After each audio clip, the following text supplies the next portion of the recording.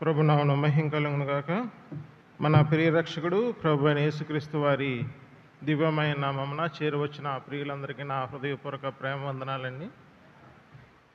మంచిది ప్రియులారా, మనం ప్రార్థించి నిరీక్షించి ఆశించిన రీతిగా దేవుడు తన మహాకృప చేత మనల్ని సజీవ లెక్కలో ఉంచుతూ మనల్ని ఎంతగానో ప్రేమిస్తూ ఆయన అనుగ్రహించే జీవితాన్ని మనల్ని అనుభవించలాగున మనకి సత్యం గురించిన అనుభవ జ్ఞానాన్ని నేర్పిస్తుండగా, ఆయనతో పాటు ఆయన పునరుద్ధానాల్లో పాలుభాగస్తులమై ఆయన శరీర రక్తాలలో పాలు పంపులు పొందుతూ మనము ఆయన చేసిన పని అయ్యా ఉన్నాం గనక ఆయన అనుగ్రహించి సత్కార్యాలలో పాలు పంపులు పొందుతున్నాం. ప్రియులారా, అందరు బట్టి దేవుని ఎంతగానో స్తుతించబద్ధులమై ఉన్నాం. తిరిగి మనము కొద్ది నిమిషముల పాటు వాక్యాన్ని ధ్యానిద్దాం. వాక్యాన్ని అనుసరించి మనము ధ్యానిస్తున్న రీతిగానే హెబ్రీలు రాసిన పత్రిక 3వ అధ్యాయం 2వ వచనం 6వ వచనం నేను చదువుతాను. అందరూ బైబిల్లో ఉన్న వారందరూ తీసి శ్రద్ధగా ఆలకించవలసిందిగా మనం చేస్తున్నాం. హెబ్రీయులకు రాసిన పత్రిక 3వ అధ్యాయం 2వ వచనం 6వ వచనం.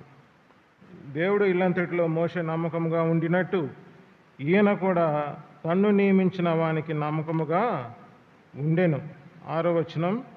అయితే క్రీస్తు కుమారుడై ఉండి ఆయన ఇంటి మీద నమ్మకముగా ఉన్నాడు. ధైర్యమును నిరీక్షణ వలన ఉత్సాహమును తుదమట్టుకు స్థిరముగా చేపట్టిన ఎడల మనమే ఆయన ఇల్లు. మరి ఒక వచన భాగాన్ని చదువుకుందాం. ప్రకటన గ్రంథము 20వ అధ్యాయం. ప్రకటన గ్రంథం 20వ అధ్యాయం 6వ వచనం. ఈ మొదటి పునరుద్ధానములో పాలుగలవారు ధన్యులు, పరిశుద్ధులైన ఎందురు.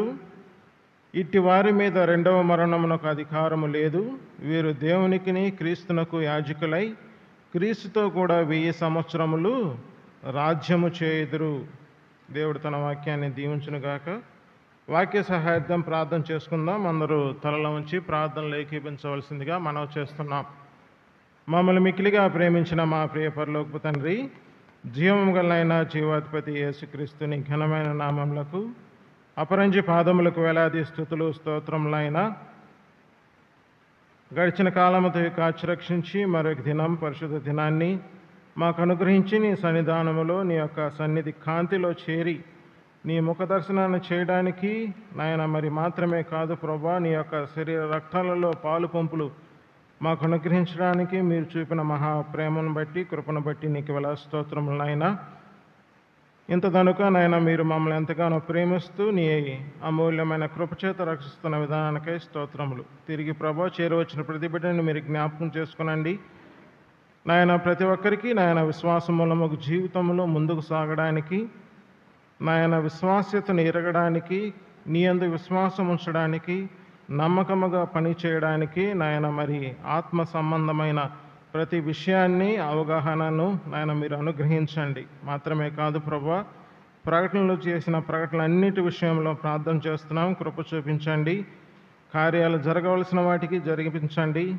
జరిగిన వాటికి కృతజ్ఞతాస్తులు చెల్లిస్తుండగా కృప చూపించండి.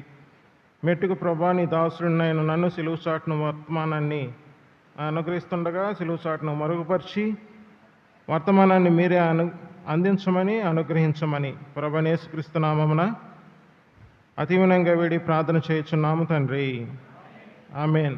మంచిది ప్రియులారా, మనము ఇంటి విషయమై మనం కొద్ది దినముల నుంచి ధ్యానిస్తున్నాం. మాత్రమే కాదు ప్రియులారా, ఇల్లంతటిలో మోషే నమ్మకముగా ఉండినట్లు సాక్షార్థముగా ఇప్పుడు నిలిచి ఉన్న ప్రభు యేసుక్రీస్తు వారి యొక్క నమ్మకత్వాన్ని, నాయకత్వాన్ని మనము క్షుణ్ణంగా కాదు కానీ క్లుప్తంగా ధ్యానించాం. ఎందుకనంటే ఆయన యొక్క నమ్మకత్వాన్ని, నాయకత్వాన్ని మనకు ఎప్పుడు బయలుపరచబడుతుందని అంటే మనం ఆయన ఎంతగా తెలుసుకుంటూ ఉంటామో ఆ విషయంలో పరిపక్వత, పరిజ్ఞానం వస్తున్నప్పుడు మనము ఆయన యొక్క నమ్మకత్వాన్ని, నాయకత్వాన్ని ఎరుగగలుగుతాం ప్రియులారా. కాబట్టి ఆ విషయంలో భాగంగానే మనం ఆయన యొక్క ప్రతి నమ్మకత్వాన్ని కానీ నాయకత్వాన్ని తెలుసుకోవాలని అంటే మనం ఆయనలో పాలిభారము కావాలి ప్రియులారా. మనం ఆయనలో పాలిభారము కాకపోతే ఆయన ఎట్టి విషయాలు, ఆయన ఎట్టివాడై ఉన్నాడో మనం ఎరుగులేం కదా. మనము ఒకరి విషయం క్షుణ్ణంగా తెలుసుకోవాలనంటే వారి విషయంలో అవగాహన అవసరం. కాబట్టి క్రీస్తు ప్రధాన యాజకుడిగా మన కొరకు ఆయన పనిచేస్తున్నాడు. కాబట్టి ఆయన దేని కొరకు పనిచేస్తున్నాడు అనేది మనం తెలుసుకోవాలి. ఏ విధంగా పనిచేస్తున్నాడు అనేది మనం ఎరుగుంటేనే తప్ప మనం ఆయన విషయమైన జ్ఞానం మనకు రాదు ప్రియులారా. కాబట్టి మనం ఆయన ఇల్లుగా ఉన్నాం, ఆయన ఇంటిగా ఉన్న మనం చక్కగా కట్టబడాలి అని అంటే ప్రాముఖ్యమైన సంగతులు అవసరమై ఉన్నాయి. నమ్మకం అంటే ఎలా వస్తుంది? ఒక విషయంలో నమ్మకత్వం ఎలా వస్తుందో తెలుసుకుంటే ఆ విషయంలో మనం నమ్మకంగా ఉండగలం. క్రీస్తు ఇంటిలో నమ్మకత్వం ఏ విధంగా ఉంది అనేది మనం పరిశీలిద్దాం ప్రియులారా. ఇప్పుడు మనం చదువుకున్నాం ప్రకటన గ్రంథం 20వ అధ్యాయం 6వ వచనం మరొకసారి చదివి వినిపిస్తారా? సహాయం చేయండి. హెబ్రీయులకు రాసిన పత్రిక ఈ మొదటి పునరుద్ధానము పాలుగలవారు ధన్యులను పరిశుద్ధులై ఉందురు, ఇట్టి వారి మీద అధికారం లేదు. 1000 సంవత్సరములు రాజ్యము చేయుదురు. చాలు ప్రియులారా. ఇక్కడ మనం చూసినట్లయితే మొదటి పునరుద్ధానం గురించి మనం వింటున్నాం. మొదటి పునరుద్ధానం మొట్టమొదటిగా ప్రథమ ఫలముగా లేచిన వారు ఎవరు ప్రియులారా? మన ప్రభు అయిన యేసుక్రీస్తు వారే. మనము కొరింథీయులకు రాసిన మొదటి పత్రిక 15వ అధ్యాయం 23వ వచనంలో గమనించినట్లయితే ప్రథమ ఫలము క్రీస్తుగా ఆయన లేచి ఉన్నాడు. ఆయన లేవడం మాత్రమే కాదు, ఆయన పునరుద్ధానంలో మనం పాలివారమయ్యామన్న విషయాన్ని మనం గ్రహింపు తెచ్చుకోవాలి. మనం ఆ పునరుద్ధానంలో దేవుడు మనకు పాలు కలగజేశాడా లేదా అని తెలిస్తే ఆ విషయం రైటే, కరెక్టే. దేవుడు కూడా ఆయన మొదటి పునరుద్ధానము అయ్యాడు, ప్రథమ ఫలం క్రీస్తులో అయినప్పటికీ తరువాత మనం పునరుద్ధానం అవుతామనే జ్ఞానం మనకుంది కదా. ఖచ్చితంగా మనం కూడా మొదటి పునరుద్ధానంలో పాలు పంపులు పొందుతాము. ఆ విషయంలో మనము మన యొక్క దేహాన్ని దేవుడే సిద్ధపరిచాడు ప్రియులారా. అదే 15వ అధ్యాయం అంతా కూడా ఆ పునరుద్ధానం గురించి పౌలు భక్తుడు మాత్రమే సవివరణంగా రాయగలిగాడు. ఎందుకని? ఫిలిప్పీయులకు రాసిన పత్రిక మనం 3వ అధ్యాయం 10 నుంచి మనం గమనించినట్లయితే ఆయన పునరుద్ధానంలో ఆయన యొక్క పునరుద్ధాన శక్తిని అనుభవించడానికి, పాలివారం అవడానికి తను తాను ఏం చేసుకున్నాడన్న విషయాన్ని స్పష్టంగా రాశాడు. అని అంటే కలగబోయే ఆ పునరుద్ధానాన్ని క్రీస్తులో ఇప్పుడు కూడా అనుభవించడానికి కదా. మనకు తెలిసినంత విషయం ఏంటంటే జరగబోయే పునరుద్ధానం గురించి ఈరోజు మనకి తెలియజెప్తున్నాడేమని పౌలు భక్తుని విషయంలో మనం అనుకుంటాం. కానీ అక్కడ కంటెక్స్ట్ మనం చూడగలిగితే ఆ పునరుద్ధాన బలము ఎరగాలని అంటే ఎప్పుడు ఎరుగుతాడు? తాను తెలుసుకున్న కొద్దీ ఎరగగలుగుతాడు. ఆ విషయంలో దేవుడు ఎప్పుడైనా సరే విశ్వాస జీవితం అనేది నిరీక్షణ కొరకు కాదు, నిరీక్షింపబడుతున్న మనము నిరీక్షణ నుండి జీవితం ప్రియులారా. ఆ జీవితం కలిగిన మనము ఖచ్చితంగా మనకి రేపు కలగబోయే రిజల్ట్ మాత్రమే కాదు, కానీ ఆ రిజల్ట్ యొక్క ఫలితాన్ని కూడా అనుభవించే శక్తి ఏదైతుందో ఆ పునరుద్ధాన బలమైన శక్తిని మనం ఈ నిధనం నుంచి అనుభవించడానికి దేవుడు మనకు అనుగ్రహించాడు ప్రియులారా. క్రీస్తులో పాలివారం అయ్యాం, ఆయన మృతులలో పాలివారం అయ్యామని అంటే ఆయన ఏ రీతిగా మృతువులు పొందాడు అదే రీతిగా లేపబడ్డాడు. ఆ పునరుద్ధాన శక్తిలో కూడా మనం పాలివారం అయ్యామన్న విషయాన్ని మనం తెలుసుకోవాలి. అది తెలుసుకున్నంత కాలం కూడా మనం ఏమనుకుంటూ ఉంటాం చెప్పాలి? మనం ఆ పునరుద్ధాన విషయంలో వేచడానికి మనం ఆలోచిస్తూ ఉంటాం. ఇంకా మధ్యలో ఏమీ లేదని మనం భావిస్తూ ఉంటాం. అంతే కదా. ఇప్పుడు చాలామంది కూడా పరలోక రాజ్యం కోసం మన వెతుకులాట అయినప్పుడు ఇంక మధ్యలో ఆ ప్రిపరేషన్ కోసమే ఉన్నాం అనుకుంటాం. కాదు కాదు ప్రియులారా, పరలోక రాజ్యం సిద్ధపరిచి దాని విషయంలో జీవించమంటున్నాడు దేవుడు. విశ్వాస జీవితం దానికి సంబంధించింది. పరలోక రాజ్యాన్ని నిర్ణయించి మన పిలుపులు రాసిన పత్రిక 3వ అధ్యాయం 20వ వచనంలో అక్కడ నుండి దేవుడు మనల్ని జీవించమంటున్నాడు. ఆ విషయం గ్రహింపు లేక మనం ఏం చేస్తున్నాం? మన వెతుకులాటంతా పరలోక రాజ్యం కొరకే అన్నప్పుడు పరలోక రాజ్య విషయమైన కనీస అవగాహన లేకపోతే ఇంకా దైవశక్తి చేత కాపాడే ఆ ఆలోచన కానీ పునరుద్ధాన బలములో ఆ శక్తిని ఆశ్రయించే అవకాశం కానీ విశ్వాసికి ఉండదు ప్రియులారా. కానీ ప్రతి ఒక్కరికి కూడా ఎవరైతే క్రీస్తుతో అంటే క్రీస్తులోకి బాప్తీసము పొందిన వారు కూడా ఆయన పునరుద్ధానాన్ని లేకపోతే ఆయన మరణాన్ని రుచి చూచిన వారే కాదంటారా? చూద్దామా? రోమీయులు రాసిన పత్రిక 4వ అధ్యాయం 25వ వచనం మొదటగా చదువుకొని ఆ తర్వాత రోమీయులు రాసిన పత్రిక 6వ అధ్యాయం 4వ వచనం చదువుకుందాం. రోమీయులు రాసిన పత్రిక 4వ అధ్యాయం 25వ వచనాన్ని చదువుకుందామా? రోమీయులు రాసిన పత్రిక 4వ అధ్యాయం 25వ వచనం. ఆయన మన అపరాధముల నిమిత్తం అప్పగింపబడి మనము నీతిమంతులుగా తీర్చబడుటకై లేపబడెను. అంటే ఇక్కడ క్లియర్గా చెప్తున్నాడు, దేవుడు పునరుద్ధానం అయ్యాడు, ప్రథమ ఫలం క్రీస్తుగా ఉన్నాడు. ఆయన ఏ రీతిగా లేపబడ్డాడనే విషయాన్ని మనం క్లియర్గా ఈ 15వ అధ్యాయం ధ్యానిస్తే, కొరింథీయులకు రాసిన మొదటి పత్రిక 15వ అధ్యాయం ధ్యానిస్తే క్లియర్గా చెప్తున్నాడు. ఆయన అక్షయుడిగా లేపబడ్డాడు, మాత్రమే కాదు మహిమా ప్రభావంతో లేపబడ్డాడు, పరసంబంధమైన వాడిగా లేపబడ్డాడు, ఆత్మ సంబంధమైన వాడిగా లేపబడ్డాడు. 40వ అధ్యాయం నుంచి 45వ వచనాలు మనం పరిశీలించినట్లయితే ఆ విషయాలు మనకు తేటతెల్లమవుతాయి. ఆ లేపబడిన క్రీస్తు తనంతట తాను కోసం లేపబడలేదు ప్రియులారా. దేనికోసమే లేపబడ్డాడు? ప్రతి ఒక్క విశ్వాసం ఉంచిన ప్రతి వ్యక్తిని నీతిమంతుడిగా తీర్చబడుటకై లేపబడ్డాడు. మరి ఆయన లేపబడ్డాడనంటే విశ్వాసి జీవితం ఏ రీతిగా ఉంది? ఇప్పుడు చదువుదాం. రోమీయులు రాసిన పత్రిక 6వ అధ్యాయం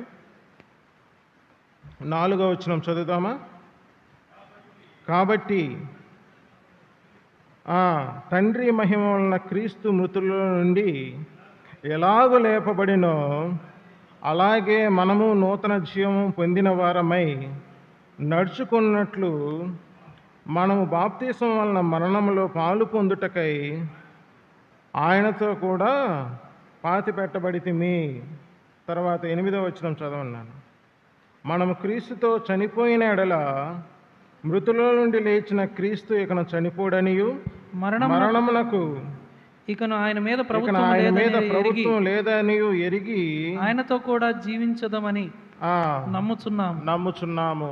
ఇక్కడ ఈ విషయాలు మనం గమనించినట్లయితే ఆయన ఏ విధంగా లేపబడ్డాడో, లేకపోతే ఆయన ఏ రీతిగా మరణంలో పాలిభాగస్థుడయ్యాడో మరణం కూడా మరణములో పాలిభాగస్థులం అయ్యాం ప్రియులారా.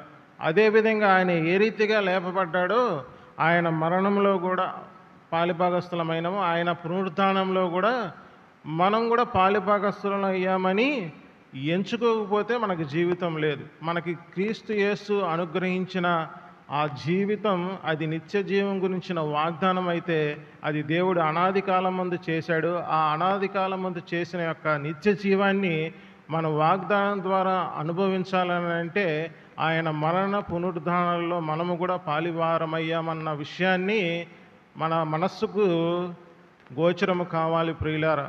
ఆయన మరణము విషయంలో పాలివారం అయ్యామనంటే ఆయనలో కూడా మనం పాలివారం అయ్యాం. ఇప్పుడు బాప్తీసం అంటేనేంటి? ముంచబడుట, లేపబడుట కదా. మనం ఏ విషయంలో ముంచబడ్డాము, ఏ విషయంలో లేపబడ్డాము అన్న విషయాన్ని మనం తెలుసుకోవాలి. అదే విషయం మనకి ఇక్కడ తేటతెల్లం చేస్తున్నాడు. మనం పాప విషయంలో ముంచబడ్డాము, నీతి విషయంలో జీవం గలవారం ఉన్నాం, లేపబడ్డాం. అదే దేవుడు కూడా, క్రీస్తు కూడా మనల్ని పాపంగా మనల్ని పాపం విషయమై మరణించి మనల్ని జీవింపజేయడానికి ఆయన లేచాడు ప్రియులారా. ఆ విషయాన్ని గమనించినట్లయితే మనం ఖచ్చితంగా పునరుద్ధానంలో పాలు దయచేశాడన్న విషయం మనకు గ్రహింపవుతుంది. మొదట పునరుద్ధానంలో పాలు అని అంటే క్రీస్తు పునరుద్ధానంలో పాలు. అది ఎఫెసీయులకు రాసిన పత్రిక 2వ అధ్యాయం 7వ వచనము మనకు స్పష్టంగా మనం అవగాహన తెచ్చుకోగలం, అనుభవంలోనికి తెచ్చుకోగలం. ఆయనతో కూడా మనం క్రీస్తుతో కూడా పరలోక రాజ్యంలో కూర్చుండబెట్టబడ్డామా అని అంటే ఆయన పునరుద్ధానంలో పాలివారం అయ్యామన్న విషయాన్ని మనం స్పష్టంగా తెలుసుకోగలవారం. అదే రీతిలో ఆయన మరణములో పాలు, ఆయన పునరుద్ధానంలో పాలు ఇంకా స్పష్టంగా ఎలాగ తెలుసుకోగలం? గలతీయులకు రాసిన పత్రిక 3వ అధ్యాయం 27వ వచనం ఒకసారి చదవండి. క్రీస్తులోనికి బాప్తిస్మం పొందిన మీరందరూ క్రీస్తులోనికి బాప్తిసం పొందిన మీరందరూ క్రీస్తును ధరించుకొని ఉన్నారు. క్రీస్తును ధరించుకొని ఉన్నారు. ఇందులో యూదుడని గ్రీస్తు దేశస్థుడని లేదు, గ్రీస్తు దేశస్థుడని లేదు, దాసుడని స్వతంత్రుడని లేదు. చాలు ప్రియులారా. మరొకసారి 27వ వచనం, క్రీస్తులోనికి బాప్తిసం పొందిన మీరందరూ క్రీస్తును ధరించుకొని ఉన్నారు. ఇప్పుడు చెప్పండి, క్రీస్తులోకి బాప్తిసం పొందుట అని అంటే ఏంటి? ఆయన మరణములోను ఆయన పునరుద్ధానములో పాలివారం అవుతాం. ఇది నీటి బాప్తిసం కాదు ప్రియులారా. ఆయన్ని మనం విశ్వాసం ఉంచిన తోడనే క్రీస్తు మనం అనుగ్రహించిన స్థితి. నీటి మూలముగా బాప్తిసం అది సంఘంలో చేర్చబడడానికి సాక్షార్థంగా మనకి అనుగ్రహించిన స్థితి ప్రియులారా. కాబట్టి క్రీస్తులోనికి బాప్తిసం మనం తెలుసుకోవాలి. మనం యోహాను సువార్తలు గమనించినట్లయితే ఆయన నేను నీటి మూలంగా ఇస్తున్నాను కానీ బాప్తిసం ఆయన వచ్చినప్పుడు ఏ రీతికి ఇస్తానన్నాడు యోహాను భక్తుడు. ప్రవక్త అయిన యోహాను ఏం చెప్తున్నాడమ్మా? ఆయన అగ్నిలోనూ నీటిలోనూ బాప్తిసం ఇస్తాడు. అంటే ఆయన బాప్తిసం కేవలం నీటి బాప్తిసం కాదు ప్రియులారా. మనం క్రీస్తులోనికి బాప్తిసం, పరిశుద్ధాత్మలోనికి బాప్తిసం మనం అనుభవంలోనికి రావాలి. అంటే క్రీస్తులో మరణంలోనికి పాలు దయచేసిన దేవుడు అదే రీతిగా పరిశుద్ధాత్మలోని కూడా పాలు దయచేశాడు. ఇప్పుడు మనం దేని గురించి మాట్లాడుకుంటున్నామని అంటే ఇంటిని గురించి మాట్లాడుకుంటున్నాం. ఇంటిలో మనం నమ్మకంగా ఉండాలంటే మనకు కొన్ని విషయాలు తెలియాలి. ఆ విషయాలు తెలిస్తే ఆత్మ సంబంధమైన మందిరముగా సజీవరాళ్ళగా కట్టబడే మనము నమ్మకత్వాన్ని ఏ రీతిగా ఆయన యందు నిలబెట్టుకోగలము. మన ప్రామేయం కాదు, మన సామర్థ్యం కాదు, ఏదో నేను చాలా గొప్పగా నేను చేసి క్రీస్తుని మెప్పిద్దామనే నమ్మకత్వం కాదు ప్రియులారా మనం నేర్చుకోవాల్సింది. ఆ విషయాల్లో క్రీస్తు అనుగ్రహించే సత్కార్యాల్లో పాలు పంపులు పొందే మనము ముందు దేవునితో మహిమతో పాటు మనల్ని కూడా దేవుడు హెచ్చిస్తాడు ప్రియులారా. ఖచ్చితంగా ఆయన ఏ ఒక్కరిని కూడా విడిచిపెట్టేవాడు కాదు. ఆయన యొక్క పనిని చేసే ప్రతివాడికి ప్రతిఫలం ఇవ్వక మానడు. కాబట్టి మనము ఆ విషయంలో నమ్మకంగా కలిగి ఉన్నామని అంటే మొదట ఆయన పునరుద్ధానంలో పాలు మనకు కలిగిందని నమ్మాలి. తర్వాత హెబ్రీయులకు రాసిన పత్రిక 6వ అధ్యాయం 4వ వచనం చదవండి ఒకసారి. హెబ్రీయులకు రాసిన పత్రిక 6వ అధ్యాయం 4వ వచనం. ఒకసారి వెలిగింపబడి పరలోక సంబంధమైన వరమును రుచి చూచి పరిశుద్ధాత్మలో పాలివారై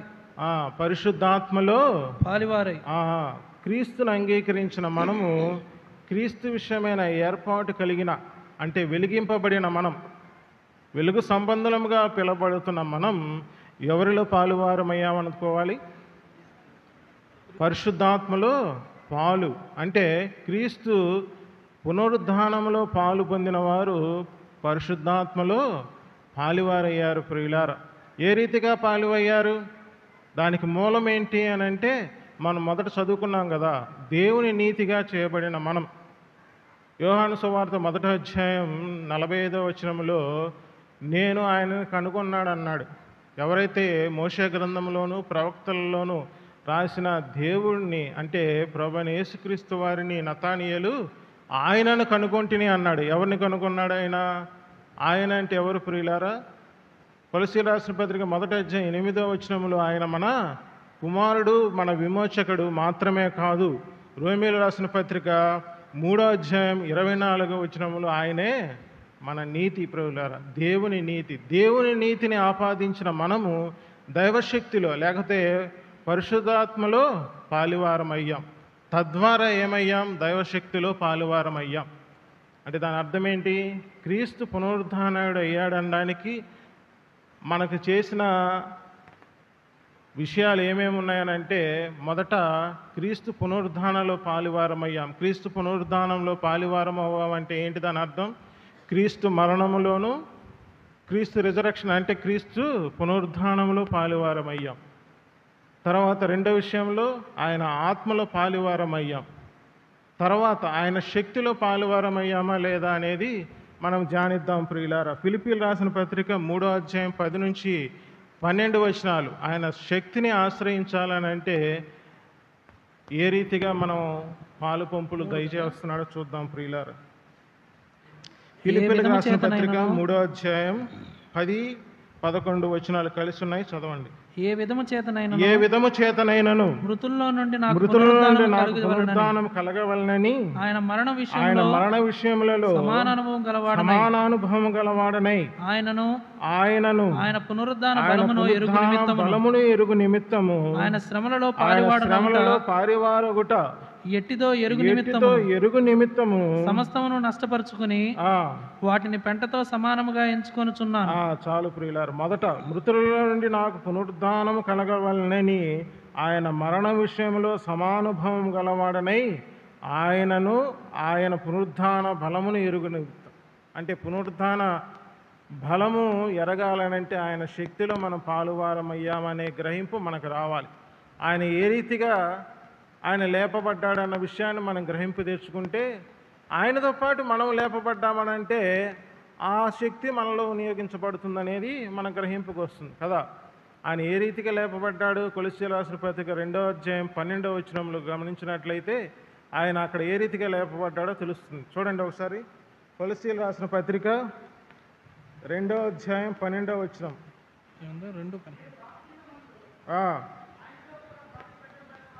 ఆయనతో కూడా పాతిపెట్టబడిన వారై ఆయన మృతులలో నుండి లేపిన దేవుని ప్రభావం. ఆయన ఎలాగ లేపబడ్డాడమ్మా? దేవుని ప్రభావముతో లేపబడ్డాడు. మరొక వచనం కొరింథీయులకు రాసిన పత్రిక 1 కొరింథీయులకు రాసిన పత్రిక 6వ అధ్యాయం 14వ వచనం. 1 కొరింథీయులకు రాసిన పత్రిక 6వ అధ్యాయం. దేవుడు ప్రభువును లేపెను, మనలను కూడా తన శక్తి వలన లేపెను. ఏ రీతిగా లేపాడమ్మా చెప్పాలి. మరొకసారి చదువునాను. దేవుడు ప్రభువును లేపెను, మనలను కూడా తన శక్తి వలన లేపును. శక్తి వలన లేపును ప్రియులారా. అంటే దాని అర్థం ఆయన శక్తిలో పాలువారం అయ్యే విషయాన్ని కూడా మనం తెలుసుకోవాలి. అంటే దైవ నీతిలో పాలు దయచేశాడు, అదే రీతిగా దైవ ఆత్మలో పాలు దయచేశాడు, ఇప్పుడు దైవ శక్తిలో పాలు దయచేస్తున్నాడు ప్రియులారా. ఈ 3 విషయాలు అనుభవిస్తున్న విశ్వాసి ఖచ్చితంగా దేవునికి నమ్మకంగా పనిచేయగలడు. ఎందుకంటే ఈ విషయాల్లో గ్రహింపు ఉంటే ఇంకా రెండో మాట ఆలోచనే ఉండదు ప్రియులారా.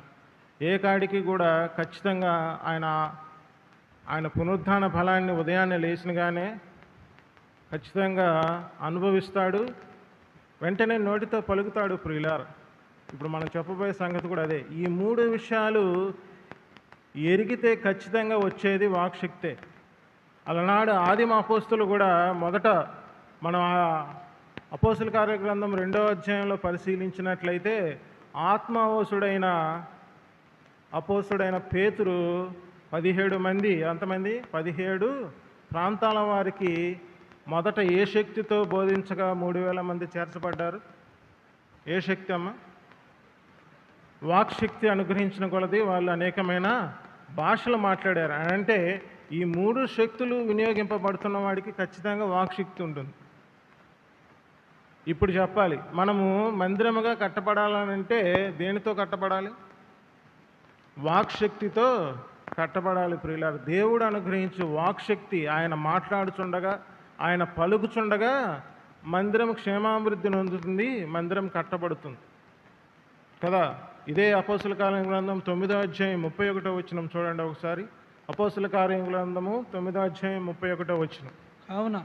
కావున యూదయ, గలిలయ, గలిలయ, సమరయ, సమరయ దేశములందంతటా సంఘము క్షేమాభివృద్ధి నందుచు. సంఘము క్షేమాభివృద్ధి నందుచు అంటే కింద ఫుట్ నోట్స్ లో ఏమనుంది? కట్టబడుచు సమాధానము కలిగి ఉండను. చాలు ప్రియులారా. అంటే ఒక మందిరము లేకపోతే ఒక ఇల్లు కట్టబడాలని అంటే ఆయన యొక్క వాక్శక్తి అవసరం. మందిరముగా కట్టబడుచున్నామని అంటే కేవలం అది యూదులకే చెందింది కాదు, సమరయులకే చెందింది కాదు, గలిలయులకేనే కాదు.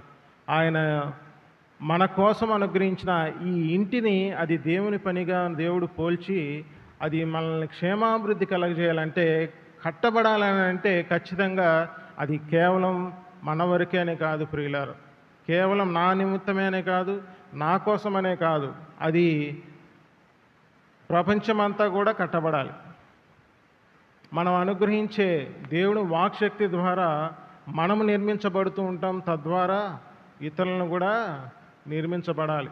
అలనాడు వాక్శక్తితోనే 3000 సజీవ రాళ్ళు ఏమైనాయి? ఆత్మ సంబంధమైన మందిరముగా కట్టబడ్డాయి. మరి అప్పుడు ఆరంభమైన ఆ సజీవమైన రాళ్ళు మందిరముగా కట్టబడట్లో విస్తరించాలని అంటే మనకి ఏది అవసరం? చూడండి, కొలసీలు రాసిన పత్రిక 2వ అధ్యాయం 6-7 వచనాలు కలిసి ఉంటాయి. ఒకసారి చూడండి. కొలసీలకు రాసిన పత్రిక. కావున మీరు ప్రభువైన యేసుక్రీస్తును అంగీకరించిన విధముగా ఆయన యందు వేరుపారిన వారై ఇంటి వలె కట్టబడుచు. మనం కట్టబడాలి, ఇతరులను కూడా కట్టాలి ప్రియులారా. మనము దేవుని శక్తిలో పాలువారం అవుతున్నామని అంటే మనం కట్టబడుచున్నాం. తద్వారా దేవుడు అనుగ్రహించే వాక్శక్తి ఏదైతే వాక్య ప్రత్యక్షత ఉందో ఆ వాక్శక్తి వాగ్దానాల ద్వారా ఏమవ్వాలి? మందిర నిర్మాణం జరగాలి ప్రియులారా. కేవలం మందిర నిర్మాణం అని అంటే ఈ గృహము ఇప్పుడు కనపడే ఈ ఫ్యాన్లు, ఈ రేకులు, ఈ పిల్లర్లు ఇవి కాదు. మనం కట్టబడాల్సిన మందిరం ఏముంది? ఆత్మ మందిరముగా సజీవమైన రాళ్ళ వలె కట్టబడాలి. మేము ఒక దేవసేవకుని దగ్గరికి నేను నా స్నేహితుడు వెళ్ళినప్పుడు గడ్డం పట్టుకొని చెప్తున్నాడు, అయ్యా మా కోసం కాదు, అదే మందిరం కోసం కాదయ్యా, సజీవమైన రాళ్ళ వలె కట్టబడడానికి మనమందరము కూడా ప్రయాసపడాలి అని చెప్తున్నాడు. అదే ప్రయాస ఆ సేవకునికి అంత ప్రయాస ఉన్నప్పుడు మనకెంత ప్రయాస ఉండాలి? ఆయన వృద్ధుడిగా ఉన్నాడు, చాలా విషయాల్లో బలహీనుడిగా ఉన్నప్పటికీ ఆయన గోలంతా ఏముందండి? సజీవమైన రాళ్ళ వలె కట్టబడడానికి ఆలోచన కలిగి ఉన్నాం. ఆ విధంగా ఉన్న మనం ఏ విధంగా కట్టబడుచున్నాం? మనం దేనికోసం ప్రయాసపడుతున్నాం? సజీవమైన రాళ్ళ వలె మందిరముగా కట్టబడటం అంటే ఆలోచన లేక మనం ఇంటిలో నమ్మకముగా లేము ప్రియులారా. అలనాడు మోషే ఇల్లంతటిలో నమ్మకముగా ఉన్నాడని దేవుడే సర్టిఫికెట్ చేసినప్పుడు, కానీ ఇజ్రాయేల్ ప్రజలు నమ్మకంగా ఉన్నారా? నాయకుడికి నమ్మకంగా ఉన్నాడు, కానీ మనం నమ్మకంగా ఉన్నామా? ఇంటి వలె కట్టబడే విషయంలో క్రీస్తు నమ్మకముగా ఉన్నాడు. ఆయన నాయకత్వం విషయంలో ఎటువంటి లోపం లేదు. ఆయన శక్తి ఏ రీతిగా ఆయన శక్తి చూడండి. హెబ్రీయులకు రాసిన పత్రిక 7వ అధ్యాయం 15, 16, 17 వచనాలు. హెబ్రీయులకు రాసిన పత్రిక 7వ అధ్యాయం 15, 16, 17 వచనాలు. మరియు శరీరానుసారముగా నెరవేర్చబడు ఆజ్ఞగల ధర్మశాస్త్రమును శరీరానుసారమైన ఆజ్ఞగల నెరవేర్చవాడు ధర్మశాస్త్రము బట్టి కాక నాశనము లేని జీవమునకున్న శక్తిని బట్టి ఏ శక్తి అమ్మా? జీవముకున్న శక్తే, నాశనం అయిపోయిన శక్తి. జీవముకున్న శక్తిని బట్టి నియమింపబడి మెల్కీసెదెకును పోలిన వాడై ఉన్న వేరొక యాజకుడు వచ్చి ఉన్నాడు. ఎవరైనా? మెల్కీసెదెకు క్రమములో వచ్చిన యాజకుడు, మన ప్రధాన యాజకుడు, ఆయనే ప్రభువైన యేసుక్రీస్తు వారు ప్రియులారా. ఆయన ఏ రీతిగా వచ్చాడు? జీవముకున్న శక్తిని బట్టి వచ్చాడు, కానీ చావునకు లోనైన శరీరాలను జీవముకున్న శక్తిని బట్టి ఆయన లేపడానికి వచ్చాడు. అంటే ఆయన పునరుద్ధాన బలము కేవలం మహిమ దేహము తర్వాత మనం పాలివారమైతే దాంట్లో పసేముంది? దేవుడు అనుగ్రహించే నీతి ద్వారా మనం ఆయన ఆత్మలో పాలివారం అయ్యాం, ఆయన శక్తిలో పాలివారం అయ్యాం, ఆయన పునరుద్ధాన బలములో కూడా పాలివారం అవ్వడానికి మూలముగా దేవుడు మనకు అనుగ్రహించిన జీవితం, అదే జీవంకున్న శక్తి ప్రియులారు. అదే ప్రభువైన యేసుక్రీస్తు ద్వారా మనం ఆయన నమ్మకత్వాన్ని మనం ఖచ్చితంగా మనం ఘనపరచకపోతే, మన విశ్వాసం ఉంచకపోతే మనం ఎట్టి పరిస్థితుల్లోనూ చేయలేం. కేవలం మనము సూపర్లకి ఈ లోకంలో, లేకపోతే నీకు నువ్వు ఆ విషయాల్లో ఘనముగా ఎంచుకుంటావేమో కానీ తద్వారా దేవుని విషయంలో మన నమ్మకత్వాన్ని మనం కనపరచలేం, ఖచ్చితంగా కనపరచలేం ప్రియులారా. మనం అనుకోవచ్చు. ఇప్పుడు అదే విధంగా 127వ కీర్తనలో మనం పరిశీలించినట్లయితే మోషే దేవుడు అంతట్లో ఇంటిలో నమ్మకంగా ఉన్నాడు, కానీ అక్కడ పరిస్థితి చూడండి ఏ రీతిగా ఉందో. చదువుతారా? నేను ముగిస్తాను, అయిపోయింది. 11:12 కల్లా ముగిస్తాను. నేను చెప్పాలి. కీర్తన గ్రంథం 127వ అధ్యాయం మొదటి చరణం నుంచి చదవండి. నాన్న, యెహోవా ఇల్లు కట్టించని ఎడల, యెహోవా ఇల్లు కట్టించని ఎడల దాని కట్టువారి ప్రయాస వ్యర్థమే. యెహోవా పట్టణమును కాపాడని ఎడల, యెహోవా పట్టణము కాపాడని ఎడల దాని కావలి కాయువారు మేల్కొని ఉండుట వ్యర్థమే. నువ్వు ఎంత కట్టడానికి ప్రయత్నించినా అది దైవ శక్తిలో పాలు లేకపోతే, లేకపోతే దేవుడు పూనుకోకపోతే ఎలా కట్టబడుతుంది? దేవుడు అనుగ్రహించిన రూటు మందిరముగా కట్టబడడానికి, నమ్మకంగా ఉండడానికి ఒక రూట్ అయితే, నువ్వు ఇంకొక రూటులో పోతే ఎట్లా? చాలా విషయాల్లో మనం కొంతమందికి చాలా కోపం పుట్టిస్తూ ఉంటాం కదా. దేవుడు కూడా అంతే. మనం దేవుడిని ఎలా కోపం పుట్టిస్తున్నామని అంటే, దేవుడు ఒక రూట్ ఏర్పరిచి ఆ రూట్లో నీవు పర్ఫెక్ట్ కానాయనా అని అంటే మేము అది మనం నమ్మం. కొంతమంది చాలా విషయాల్లో కొన్ని మనకి నిర్దేశం చెప్తారు, పనులు చెప్పి నిర్దేశించి ఈ రీతిగా చేయమంటే నీకు కావాల్సింది ఏంటి? అల్టిమేట్గా రిజల్ట్ కదా. నీకు ఎలా చేస్తే నాకేంటి, నీకు పని అయిందా లేదా, మనం ఇట్లా మాట్లాడుతుంటాం కదా. అంటే దేవుడు అనుసరించిన విధానంలో మనం చెయ్యం. దానివల్ల ఏమవుతుంది? అది తండ్రి కావచ్చు, లేకపోతే మన ప్రభువైన యేసుక్రీస్తు వారు కావచ్చు, ఎవరైనా సరే మనము శరీరానుసారంగా ఈ లోకంలో ఆలోచించే పని అయినా అదే రీతిగా ఎంచబడుతుంది ప్రియులారా. మనకి అల్టిమేట్ కావాల్సిన రిజల్ట్ కాదు, దేవుని చిత్తానుసారంగా జరిగించవలసిన రిజల్ట్. ఆ రిజల్ట్ నువ్వు అనుకోవచ్చేమో కానీ దేవుడు అనుకోడు ప్రియులారా. అల్టిమేట్గా వచ్చే రిజల్ట్ దేవునికి అనుకూలమైందిగా ఉండాలి, నమ్మకమైందిగా ఉండాలి. కానీ మనం ఎలా చేస్తే మనకేంటి కావాల్సిన రిజల్ట్ కదా అనుకుంటే అది లోకనీతి అవుతుంది, దేవుని నీతి కాదు ప్రియులారా. అలాగే వాళ్ళు మందిర నిర్మాణం కోసం ఇప్పుడు కూడా కడుతూనే ఉన్నారు, కానీ వాళ్ళ ప్రయాస అంతా వ్యర్థమైపోతుంది. కానీ దేవుని చిత్త ప్రకారం ఎప్పుడైతే వాళ్ళ ఆలోచనలు ఏకీపించబడతాయో అప్పుడు మందిర నిర్మాణం జరుగుతుంది. పట్టణము కావలి ఎంత కాస్తే ఏం ప్రయోజనం? దేవుడు కదా కాయాల్సి. అదే విషయాల్లో మనకు అవగాహన లేక మనము కూడా మందిరముగా కట్టబడడానికి, మనము కూడా నమ్మకముగా దేవుని నమ్మకమైన ఇంటిలో మనం పాత్రలుగా దేవుడు ఎంచాడు. ఆ పాత్రలుగా ఉన్న మనము ఘనహీనులంగా ఉన్నామా, ఘనమైన పాత్రగా ఎంచబడుతున్నామా అన్న విషయాన్ని కూడా మనం తెలుసుకోవాలి ప్రియులారు. ముందు అసలు నమ్మకత్వం విషయంలో మనకి ఏ విషయాలు అవగాహన తెచ్చుకుంటే ఆ తర్వాత మనం పని అయి ఉన్నాము గనక ఎఫెసీయులకు రాసిన పత్రిక 2వ అధ్యాయం 10వ వచనం ప్రకారం క్రీస్తు పని అయి ఉన్నాం మనమందరం. మరి పని అయి ఉన్న మనము పాత్రలుగా ఎంచబడుతున్న మనము దేవుడు ఘనహీనం కోసం ఉపయోగించుకోకూడదు, ఘనమైన పాత్రలుగా ఎంచుకోవాలని అంటే మనము ఆ మందిర నిర్మాణం అది దేవుడు ఎక్కడమ్మా కట్టబడుతున్నాడు? అప్పర్ రూమ్ అనమాట. అంటే పైన ఉన్న యెరూషలేము కోసం దేవుడు కట్టబడుతున్నాడు. అదే మనం ప్రకటన గ్రంథం 20వ అధ్యాయం 6వ వచనంలో పునరుద్ధానంలో పాలివారు క్రీస్తు యాజకులై తర్వాత ఈ భూలోకానికి వచ్చి 1000 సంవత్సర కాలంలో ఏలుతామన్నమాట. మరి ఆ పరిస్థితి అంతవరకు కాదు. ఆ 1000 ఏళ్ళ రాజ్యంలో మనం ఏలేదే కాదు ప్రియులారా. ఆ తర్వాత నిత్యత్వంలో కూడా ఆయనతో పాటు యుగ యుగాలు కూడా మనము రాజులముగా యాజకులుగా ఉండాలని దేవుడు కోరుతున్నాడు. కాబట్టి ఆ విషయాల్లో మనకు గ్రహింపు లేదు. మనం ఏంటంటే ఒక పిట్టకథ చెప్పాలి, ఒక జోకు చెప్పాలి. జోకు చెప్పిన తర్వాత అల్టిమేట్గా ఏం చెప్పాడండి అది మనకు కావాలి. తర్వాత చెప్పలేదనుకో, మనకు అర్థం కాకపోతే పలానా వాడు ఏం చెప్పాడు, ఆయనకి ఏదో దోచింది చెప్పుకుంటూ పోతున్నాడు. ఈ విషయాల్లో తీర్పలుగా ఉన్నాము. కానీ మనం ఇంటి వలె నమ్మకంగా కట్టబడడానికి మొదట కావాల్సింది ఏంటంటే, మొదట ఆయన పునరుద్ధానంలో పాలు పొందామన్న విషయం కూడా మనకి ఇంకా గ్రహింపు లేదు. ఆ విధేయత ఆటోమేటిక్గా మనకు వస్తుంది ప్రియులారా. ఆ విధేయత లేకపోతే వచ్చేది అవిధేయతే. మత్తయి సువార్త 7వ అధ్యాయం 24 నుంచి 27 వచనాలు యూదులను ఉద్దేశించి దేవుడు వారికి స్పష్టంగా చెప్తున్నాడు. మీరు కట్టే ప్రయాస అది బండ మీద కడితే బుద్ధిమంతుని పోలి ఉంటారు, ఇసుక మీద కడితే అది నిలబడేవే చూసుకోండి. ఆ పాట మహా గొప్పది అని చెప్తున్నాడు. అంటే వాళ్ళకి ఆ 7 ఏళ్ల శ్రమల్లో వాళ్ళు వెళ్తారు కాబట్టి ఖచ్చితంగా వాళ్ళకి చూపిస్తున్నాడు దేవుడు.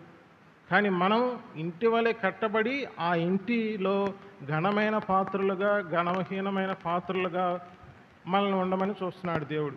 అంటే మనం మందిరముగా కట్టబడుచు, ఆ మందిరముగా క్షేమాభివృద్ధి నొందుచు మనం పాత్రలాగా ఉండాలి. చివరిగా తిమోతి రాసిన 2వ పత్రిక 2వ అధ్యాయం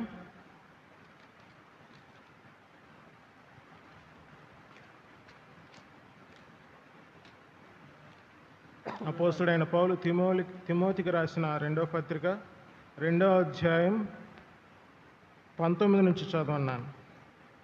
ఆయనను దేవుని యొక్క స్థిరమైన పునాది నిలకడగా ఉన్నది. ప్రభు తన వారిని ఎరుగును అన్నదియు ప్రభు నామమును ఒప్పుకొను ప్రతివాడును దుర్నీతి నుండి తొలగిపోవలెను అన్నదియు దానికి ముద్రగా ఉన్నది.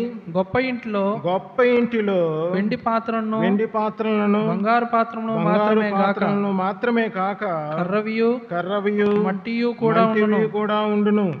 వాటిలో కొన్ని ఘనతకును కొన్ని ఘనహీనతనకును వినియోగింపబడును. ఎవడైనను వీటిలో చేరక తన్ను తాను పవిత్రపరచుకొని ఎడల వాడు పరిశుద్ధపరచబడి యజమానుడు వాడుకొనుటకు అర్హమై ప్రతి సత్కార్యమునకు సిద్ధపరచబడి ఘనత నిమిత్తమైన పాత్రయై ఉండును. ప్రియులారా, మనమందరము కూడా ఏ విషయంలో మనము ఎంచబడాలి? ఘనమైన పాత్రగా ఉండాలా, ఘనహీనమైన పాత్రగా ఉండాలా? మంటివి చక్కవి కూడా ఉన్నాయంటున్నాడు దేవుడు. అదే మనం కొరింథీయులకు రాసిన పత్రికలో మనం గమనించినట్లయితే దేవుడు స్పష్టంగా చెప్తున్నాడు. మనం ఏ విషయాల్లో మనము ఆయన అగ్ని చేత కాల్చబడినప్పుడు ఏమి నిలబడతాయి ప్రియులారా? మన పని ఎలాగ ఉంది? మన పనిలో అక్కడ వ్యక్తిగతంగా చూసుకోబాకండి. వ్యక్తి కాదు ఆ అగ్ని పరీక్ష, మన పనులకి పరీక్ష ప్రియులారా. మనం చేసే పనులు అగ్ని చేత పరీక్షింపబడినప్పుడు అవి నిలబడేవిగా ఉండాలి.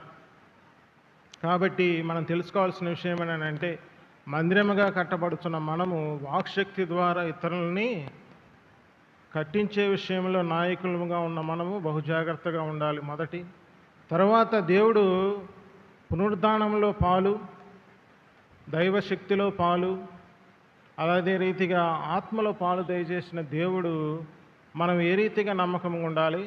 రోమీయులకు రాసిన పత్రిక 8వ అధ్యాయం 11వ వచనం లాస్ట్ ముగిచేస్తాను. రోమీయులకు రాసిన పత్రిక 8వ అధ్యాయం 11వ వచనం. మనం నిరీక్షణ నుంచి జీవితం, ఏ నిరీక్షణ నుంచి జీవితమో మనకి ఈ యొక్క వచనం తెలియపరుస్తుంది ప్రియులారా. చదవండి మళ్ళీ.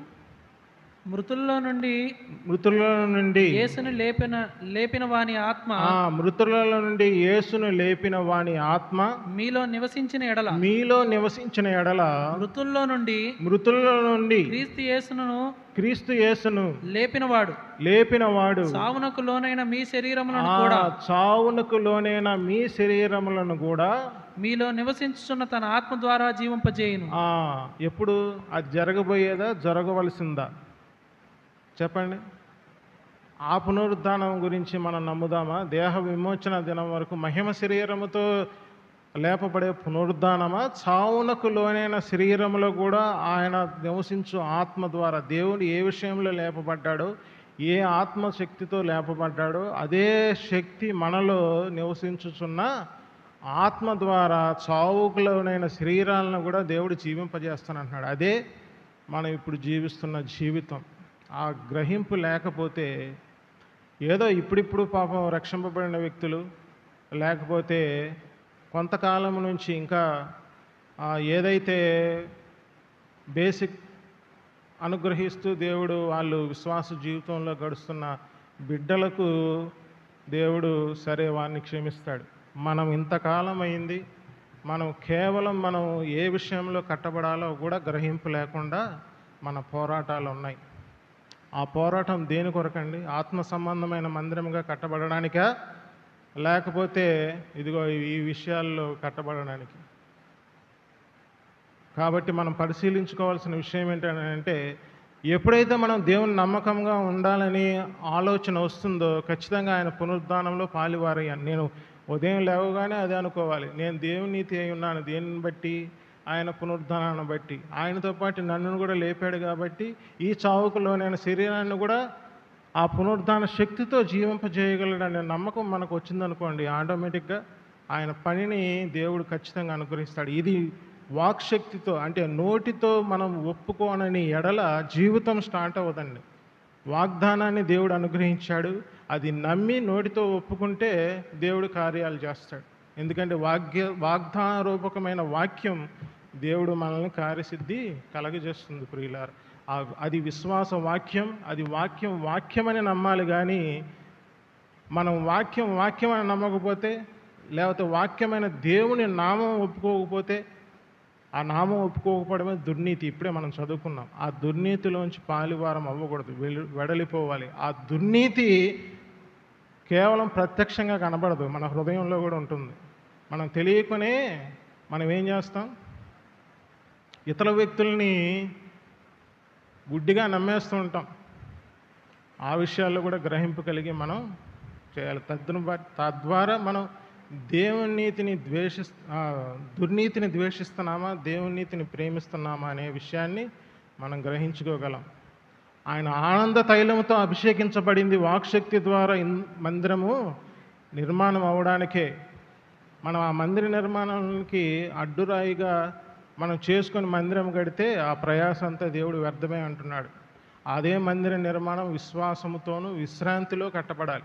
వాళ్ళు ఆ రెండు విడిచిపెట్టారు కనుక వారికి నేటికి విశ్రాంతి దొరకలేదు. విశ్రాంతి దొరికి ఉంటే గిన యెహోషువ ఖచ్చితంగా వాళ్ళకి ఏం అనుగ్రహించేవాడు? ఆ స్వాస్థ్యాన్ని, నిత్య జీవాన్ని వాళ్ళకి అనుగ్రహించేవాళ్ళు. కానీ నేటికి కూడా వాళ్ళు స్వాస్థ్యం పొందుకోలేక ఏం చేస్తున్నారు? వారి జీవితం అంతా ఆ రాజ్యం కొరకే వెతుకులాట ప్రియులారా. మనం రాజ్యాన్ని సంపాదించుకున్న మనము ఆ రాజ్యం కొరకు జీవించాలి. రాజులైన యాజకులుగా దేవుడు జీవించాలి. ఆ 1000 ఏళ్ల పరిపాలనలో మనం కూడా రాజులుగా ఉండి జీవించాలని దేవుడు కోరుతున్నాడు. కాబట్టి మనం నమ్మకముగా ఆయన ముందు ఆయన నమ్మకత్వాన్ని నమ్మాలి. ఆ నమ్మకత్వం ఏ రీతిగా పొందుకుంటున్నామో తెలుసుకొని మనం కూడా ఇంటి వలె మందిరముగా కట్టబడాలి. దేవుడు తన వాక్యాన్ని దీవించునుగాక.